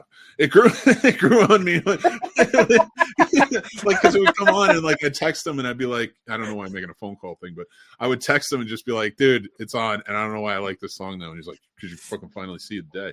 But I love it. It had to be on this list. It is such a great song. amazing. Because Casey knows me so well. Santa Claus is Coming to Town by Bruce Springsteen and the E Street Band. I freaking love it. Every time Clarence, they cut to Clarence and he was like, "Be good for goodness sake." You know, like I just like his voice resonates with me. It's the boss. It's the boss. That's all I'm gonna say. It's the boss. Everything he sings feels like Jersey, and I feel like I'm just attached to it. Do you feel like you're? He reminds you where you're born, you know, and he really gives you a memory of those glory days. You know what it is? His music is beautiful, but kind of dangerous. Ooh, yeah, it's a mix of like you're going through a tunnel of love, but you know, it's also you've got those sad eyes. Like you know what? I was not prepared for this. Like Joe Pesci's album. I got you. I'm with you. Yeah, it's very close. It's like you're entering a secret garden. It's like you're entering a secret garden. I get it. Don't get me kicked off on this bit again. Don't you dare. Don't you get me kicked off on this bit again. I'll go all day with this, dude. Oh, drown you in the river, dude. I don't even want to hear it. Oh, we're not as good as we used to be in our glory days. I'll tell you that much. That's true. All right. I gotta get back to my list or I'll do this all night. Get your pink Cadillac and get out of here. I do agree though. I think he's I don't know. They're beautiful songs, but like when he sings about something, you're kind of like, man, I really feel that, but I'd never want to live where he grew up. Well, that's exactly he's the Woody Guthrie. He's the Bob Dylan without, the Bob Dylan problems. He's telling the story. I've seen that movie. His problems was himself. Yeah, well, I mean, no, that's 100% true. But Bruce is that. He's a working man's. He's telling the stories that we can relate to. Bob Dylan is telling the stories of who you want to be before you're 24. Basically, before you're responsible, you want to be Bob Dylan. Once you're responsible, you want to be Bruce. I really like Bob Dylan's music, but you're right. Like that's a dude. I'm like, you're kind of a douche, dude. 'Cause you And lose I don't love connection. all his Yeah. music. No, but when we were those artsy, douchey Yeah. kids, because we had yeah. snobbishness to us. I mean, come on, that's how you with the name, bro. That's how we got here. This is I what we do. originally chose this name to make fun of snobs, but we definitely were. We were definitely the guys in High Fidelity, but in a movie store. 100% I all want to day. be And Sid Barrett growing up. I know that's What? problematic, but I want to do be you Sid want? Barrett. Sid Barrett. Pink Floyd. yeah, Oh, Psycho Sid. Yeah. The original. Yeah. The wrestlers know him differently. Anyway, let me get back to my list. yes. This one Off of is Bruce. just- Get off of Bruce's nuts already. get man. off of Bruce's nuts. I'm off Bruce's nuts. Although I'd eat Bruce's nuts. Valid. I wish I had a fucking nut case right now. Like a box of nuts or something. Try Bruce's peanut butter brittle. Do you like nuts? Because I do. Santa Claus is coming to town, so get yourself some eggnog and some Bruce Springsteen peanut brittle. They got peanut brittle up north. Now sponsoring the Scene Snobs. I thought peanut brittle was a southern thing. I'm not gonna lie. Oh man, but hey, Really? candy and sweets is all around the globe, my brother. Peanut I brittle, assumed yeah, it was down here because it's such a weird thing. No, It's peanut good. brittles. Yeah, it's Huh. great. I love peanut You know what isn't up north? Sweet tea, That is Ooh. true. Yeah, no, we have it. We have it up here. Lipton. No. We have Ooh. Lipton. We don't Dude, have I know where to sweet get it. tea. Yes, we do. I'm telling you. You say Because I McDonald's. had it chick because my fil A, wife man. loves true Southern sweet tea. Yeah. So I had to go on an excursion here to know that Oh, no. there would be. Here there is. I'm saying where we're Oh, from. up north. No, it's Up iced north. tea. Nah, it's Lipton. It's gross. I like iced tea more. I Oh, don't like sweet tea. oh, no. That's a fight for another day. I gotta finish my list. We can have a debate. That's a movie part. We can definitely like. I don't hate it. I just don't like it. I'm fucking from Jersey. Shut up. Anyway, That's the number boss. 4 on my list. That's the is- boss. We're number 4. We're at number 4. I'm sorry. Number 4 on my list is "You're a Mean One, Mr. Grinch" by Thurl Ravenscroft and Boris Karloff, the original. Mhm. I love this song. I will sing this all year round. I'll just be walking and be like, "You're a mean one, Mr. Grinch," and Absolutely. like and just enjoy it because it's fun. Number 5 on my list. This Christmas, I like the Don Hathaway version more, Mhm. but the Okay. Chris Brown version. Well, yeah, I bet you didn't know which abuser was going to be on here. Oh. More than one. Through me. But yeah, like Chris Brown version is beautiful too, and that is one of my favorite Christmas movies as well. And I urge people to see it if they haven't. It's a very good one. The First Noel by Andy Williams. Oh, wow. Okay. Love that version of the song. It is beautiful, and I love The First Noel. Huh. White Christmas by Bing Crosby, but not from White Christmas. What? You don't want Rosemary Clooney with those pipes on that backup? Nope. I want the Wow. solo Oh, no. that he did in the Bells of St. Mary. No. The original, or no, Christmas in Connecticut. Christmas The in original Connecticut, when yeah. he was, sorry, that was my mistake. Christmas It's in okay. Connecticut. I corrected though. At least I know my Connecticutians. Woo! Actually, I think I know something about movie Connecticut that you don't know. And Paul can attest because I just told him. There was a Christmas in Right on. Connecticut made in the 90s. Yes. Do you know who directed it? And it's okay if you don't, because I just learned this week too. Who directed the 1990s with Chris Christopherson? Is that the Christmas in Connecticut? Yes. Yes, it is. You're close. Was that Penny Marshall? You know what? I love you because that's who I probably would have said too. Yeah. Whom, by the way, Penny Marshall is a part of that list. I loved her movies as well. Oh, But, yeah. She's phenomenal. Yeah. from my list from earlier. But no, you want to know? Yeah. Again, I don't think anybody would have guessed this. Oh, I'm curious. I want to know. Arnold Schwarzenegger. Get out of Yep, Dodge. he directed 2 things in his life: a Tales from the Crypt episode, which we all remember when the old guy changes his body, Right. and then that. That's incredible. And that makes my heart swell 3 times its normal size. Yep. Like that kind of news. That's amazing because I love that movie. Like, And that's a love. Connecticut version for you, man. That's another Connecticut Yep. movie. Yeah. Yep. I love So it. I do love it. It's not good, but No, but it's not. No. But it's not bad either. You know, I mean, that's the thing. Like, it's not a crappy movie. It's just you've seen it, and it's like, look, if I have to choose between Hallmark movies and that, Christmas in Connecticut is going on every time because it's Chris Christopherson. So I watch a lot of movie podcasts or listen to a lot of movie podcasts because not for any other reason than to understand like what are the good ones doing, so I know that I'm like in our own way with our own topics and our own thing doing a good podcast. I like to listen to good podcasts to learn how to podcast well, and I know you know that we talked about it. And I also listen to what I consider bad podcasts sometimes to try and understand that. I listen to a lot of shit. I have never heard anyone talk about Arnold Schwarzenegger directing Christmas in Connecticut. So it's an exclusive. You heard it here first. It's a one-stop shop here, baby. It's the only time you'll ever hear that ever discussed.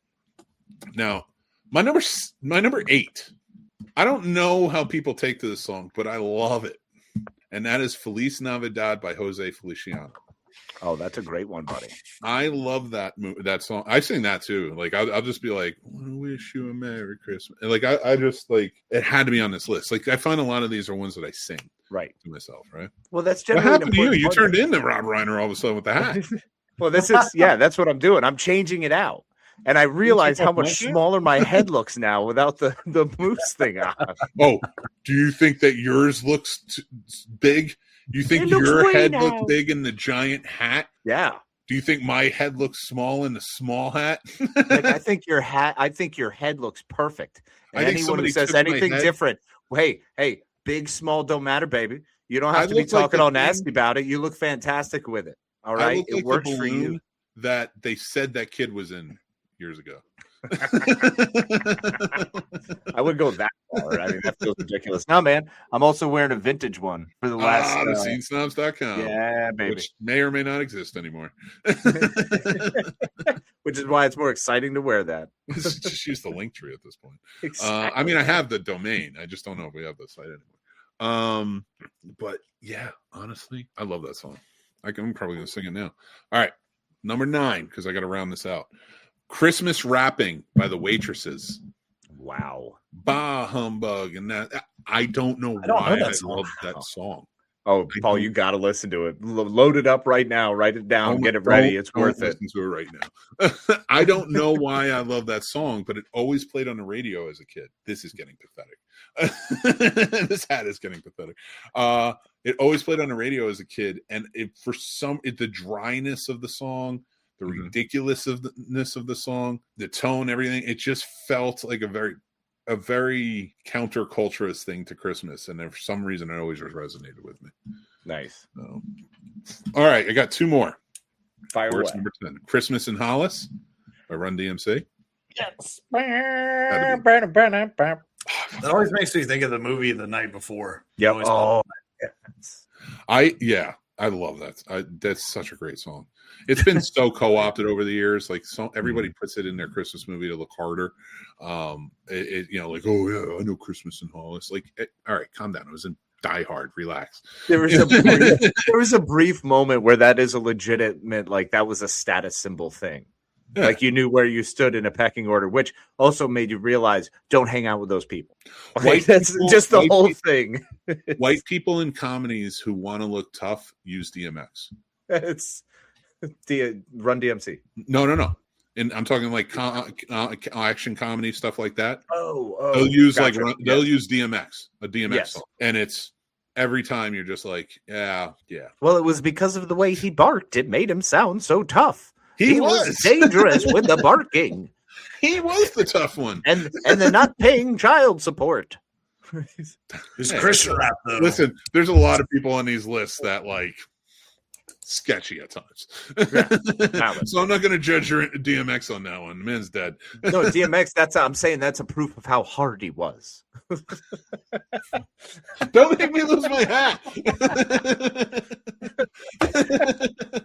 By comparison, white guys are like, yeah, I'm not going to pay my child support either. That's terrible things. It's terrible idiots out there. You know what pisses me off about being so gigantic and fat and having the same hairline since you were a kid? Yeah. And that hairline being fucking Peyton Manning's hairline is not a great. It just looks like it sucks. I should sell. I think you were really in your head about it. I am now. I'm staring at it. You're nice with it. You look when right there. look, Paul, when my tell him he hair's in looks the way, great. it doesn't look as bad. But when the hat's, I look like 11 from season 1, so I don't hear Do you, shit from you. do you You got think none I'm of going to this shit. take my hat off after working all day and not having a chance to because you shampoo every 2 to 3 days. So I'm on day 3. I'll be shampooing this evening. And yeah, but at least like with the bald way I'm guys- losing my hair now officially, because that sucker it went from thinning to now it's just like sparse. So now I'm learning how to be sparse happy is with better that. than this because this is just available. It's just there. Like at least like bald men like Patrick Stewart, like now he shaves everything, but when he had the horseshoe, it's like there was a distinguished thing to that. You could look bald and look bad, or but you could also look bald if you did it right and look really good and dignified. James Remar has better hair than me at this point. And I mean, I'm thinking about like Kevin Pollak when he had the full on, like it was coming back on each side, like they were being driven back, the forces were falling back. Oh yeah, they were just Oh my god, that's what I'm reaching. And the thing is, I'm learning to be okay with it. But you guys know how hard that is, man. Because there was a time when I was mildly attractive. There was a time that I was a halfway decent looking dude. No, you Now are I gotta good deal looking. with Dude. You can't not be big good hair. looking. There's like 9,000 of you out there. No, that's You valid. But they got the good looking ones. I got the almost Bullshit, I've seen intelligent, some of them. slightly functional. Bullshit, I've seen some of them. You stop being hard on yourself. No, Kate, did you know Casey has clones? Yeah. I believe it. Anyway, It's like let's clone go Tyrone, number but 11. different. You're number 11.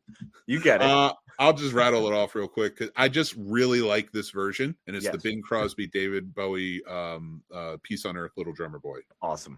And I always Love have to that. watch the recreation they did for Funny or Die with Will Which is- Ferrell and John C. Reilly, where they're Which just is all shitty amazing. to each other. It's hysterical.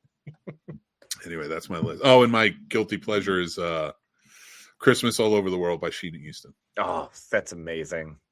I love that. All right, my that? guilty pleasure, by the way, is Sorry. Do They Know It's Christmas? Because it is so wrong. It's so wrong. It is a wrong song. wow. Like when you look back at it, like you think about that song. I have to listen to it, not just because I love it, because I love how out of touch it is. They're trying so hard to be good, but it's a bunch of people who are trying really hard to be good and do something good. And it just, wow, man, it did not stand up well through the lens of history. Any song that like made Sally Struthers like foam at the mouth, that's a badly timed joke, but nobody knows the connection. Actually, I think our demographic is like 45 to 65, so they probably do know the connection. Yeah, they know about Meathead. But do they know about the Sally Struther commercials in the 80s? Mm-hmm. Oh god, These children. I can't. I'm sorry. oh my god. All right, that's our list, guys. That's our mixtape. I do want to say one thing though. We just watched the Ethiopian South Park episode with Sally Struthers, where she's hoarding the food. Oh my god. Yes. Oh my god. These things all for 2 cents a day. My god, dude. Here's the thing. I don't know if she was doing good or not. Yeah, no one knows. No one knows. It was a big secret. Because remember, we saw so many different things. Nashville Enquirer, so many weird, silly news stories, but she was always still there, kicking, doing stuff. Oh, Yep. maybe she meant it. Maybe she was trying. And we're the jerks. We're the cynical nightmares. We're the bad ones the whole time. Yes. She's been doing this great thing trying to actually help people. And we're like, okay, Sally, I'm so sure.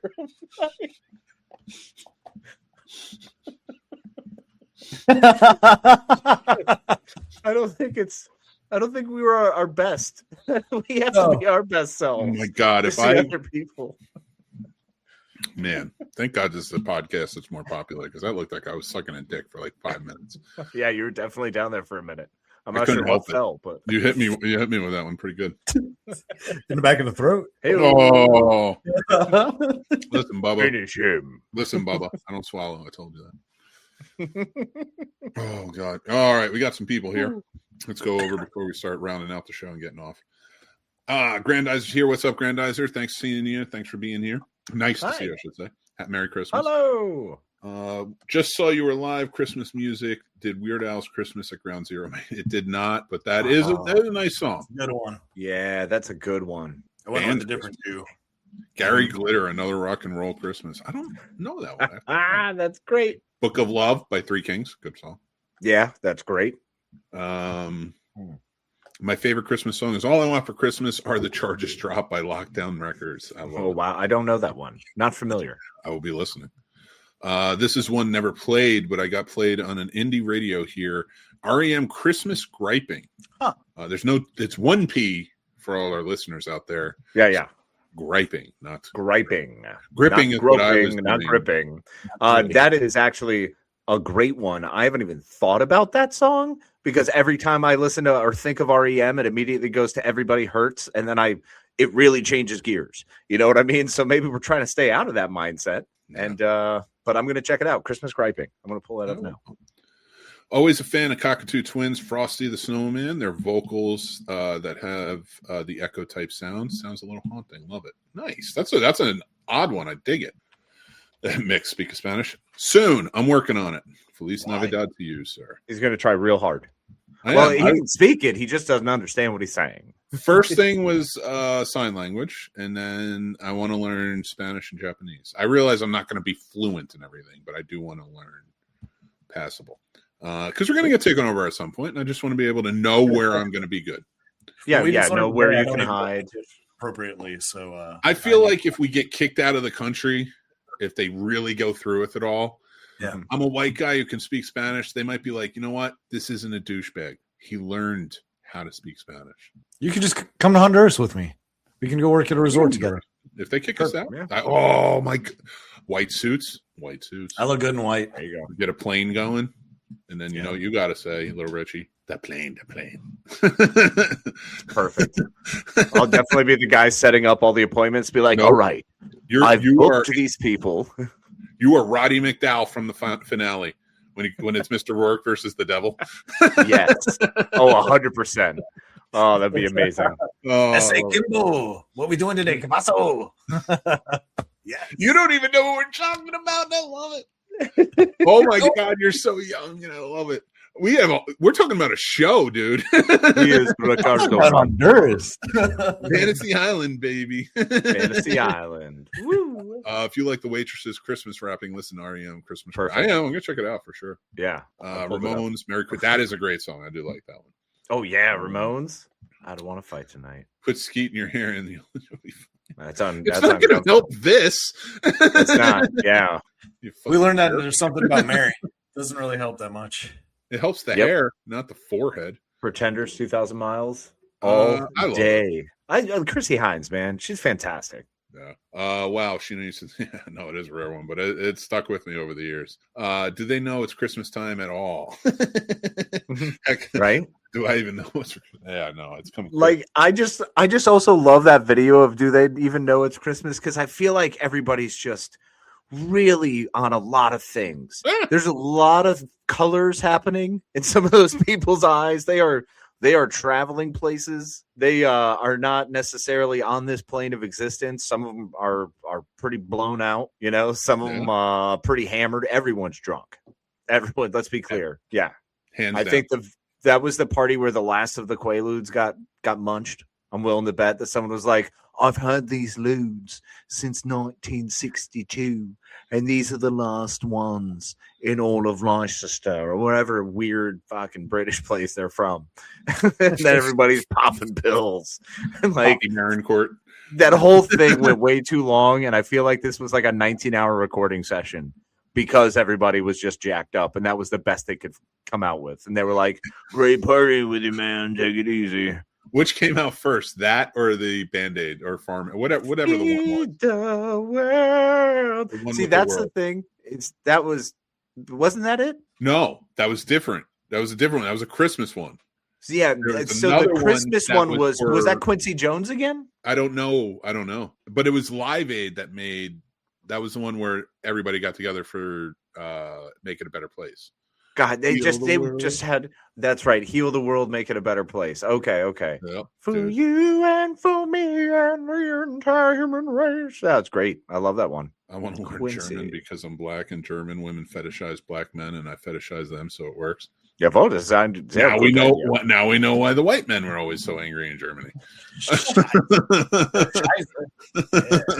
These are good ones, friends. Yeah. The pipes being laid at that point in time were much bigger. Ha! It went the wrong way with it, I guess. A really popular Xmas song is in the 80s, but didn't last past the 90s, was Kim and Wilde and Mel Smith rocking around the Christmas tree. I like that one. That's a fun Christmas video, too. I remember that. And that's a killer British accent, bro. I love that bit. Please do an entire episode with it. Keep it going. Which one? Your British accent. British accent. Which British accent was that? I don't even remember which one I just did. If You do everyone's it, not aware, this is an evening where we will be enjoying beverages, I believe, as was stated previously. So I must say, my hour and a half now is pretty much done. I feel a bit kaput. Like, we did great, and I didn't even finish it. Well, listen, I'm taking that. That's what I'm such a lightweight now. No, Like, That's this is a- ridiculous. I did not finish this. Now it's a decent sized mug. that was And pretty- remember, join or die. I'd love to be a lightweight or Native American. Oh, God. That'd be so nice. It'd be so Oh my cheap. God! Do you have a God. "We the People" tattoo as well on your forearm? Do you understand what join or die was? Yes, but I also understand how it's used improperly all the time. That's Not why just I'm bringing live it free back. and die, not just live free and die. I'm bringing Everything. it back. Huh? I'm bringing it back All right, I'm down. the right way. I love it. I love it. I hope. I'm bringing things back the wrong way, like pegging. Because Same. No, not the Paul, sexual. you're bringing sexy back. Sure. You've You're been always bringing bringing sexy sexy back. That's fine. Yeah. That's fine. Yeah. Let's bring Kate Parker back. I miss her. Yes, yes. I love Kay Parker, and I'm down with it. Yes, I know who you mean, and I'll leave it to everybody else to figure it out for yourselves.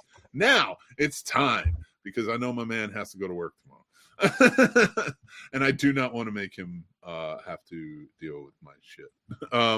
You guys can keep going. I'll just go take a nap. Fair enough. Mixed movie picks from 1985 and 2003. That's right, everybody. It is Santa Claus the movie and Elf. And I have to tell you, I don't love Santa Claus the movie, which is kind of funny. I talk about Christmas all over the world. But Santa Claus the movie stars Dudley Moore. John Lithgow's in it. It's quirky. It's weird. I wasn't a huge fan of it, but I know a lot of people who are. It might be one of those ones that really resonates with you. But it's just basically about an elf who wants to sort of capitalize on Santa and make money because he thinks he can help him that way.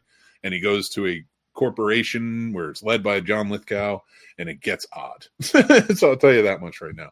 But that is the product, and there's more.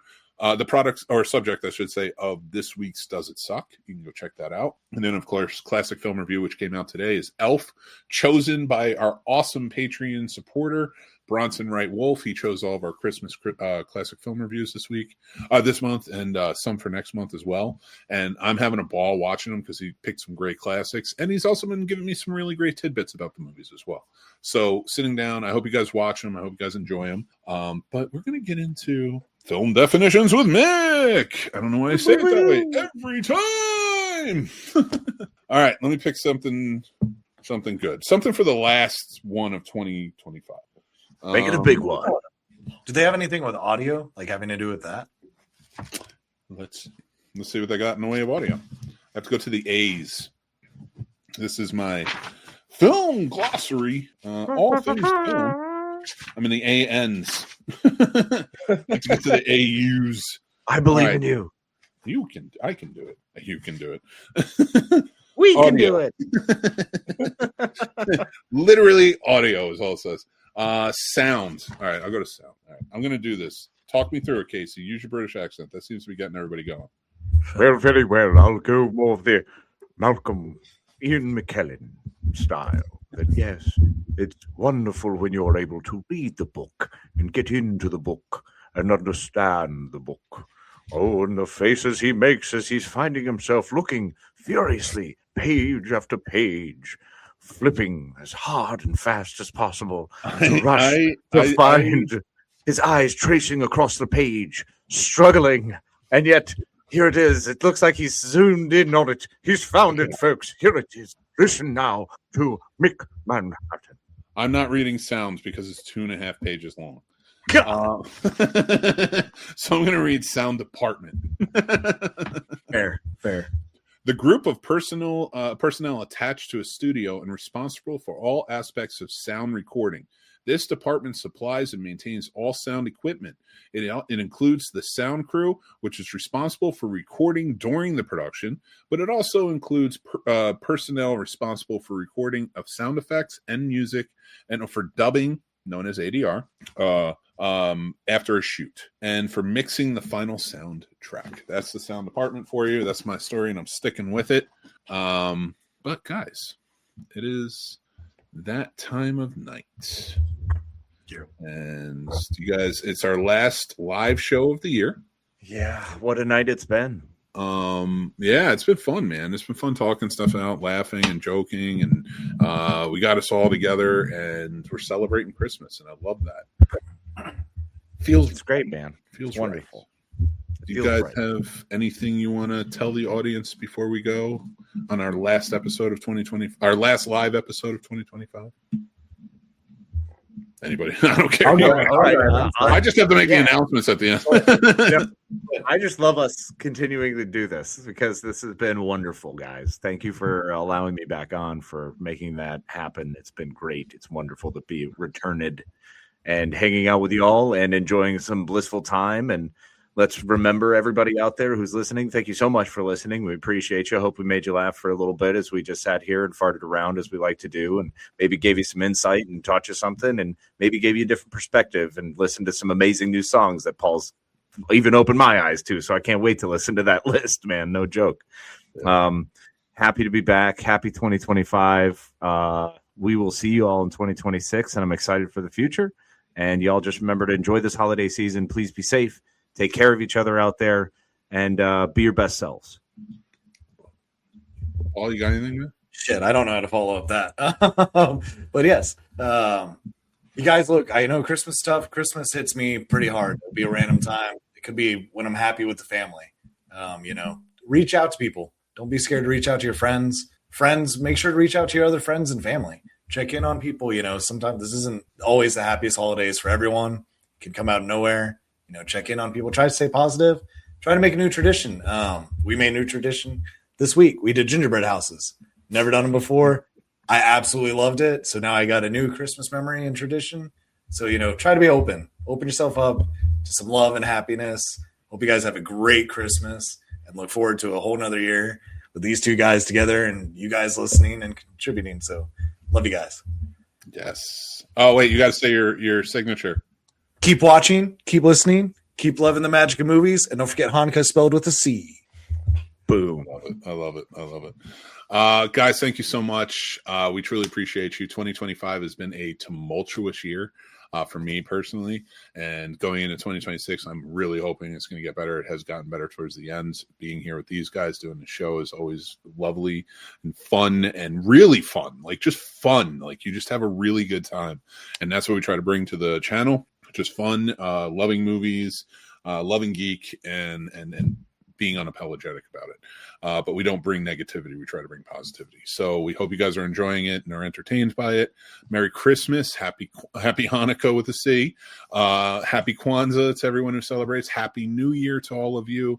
Please subscribe to the channel. Go forward with us into 2026, having a good time, loving movies, talking about them, reviewing them, but also discussing them. Follow us at the Scene Snobs everywhere on social media and over on Letterboxd. I'm so excited that we're here, that we're doing this. It's the end of the year. I'm hoping for bigger, better times. And if they are hard, we're going to do it together. And that's the key point here. Let's do it together. I heard from one of my favorite movies this year, something that really stuck with me and was beautiful. And if anybody wants to watch it, I really think this is, and I'm not an overly religious person. In fact, I'm not a religious person at all, but I am a faithful and spiritual person. And it is Jesus's birthday. So I might as well quote this movie, so to speak, where they're talking about Jesus, and that is let's try and create a world that's more like this and less like this. And I love that. It's from Wake Up Dead Man and the Knives Out movie, so go check that out. But thank you guys again. Thank you to my co-hosts for being here. Thank you to all of you for being here. And I hope you stick around. I hope for a bigger 2026. Keep going forward. Maybe we'll get a little more successful. Join up on the Patreon. Help us out with that portion of it. But until then, thank you all. Thank you guys. Paul, Casey, Merry Christmas. Merry Christmas to all of you and happy holidays. And take care of yourselves. Good night.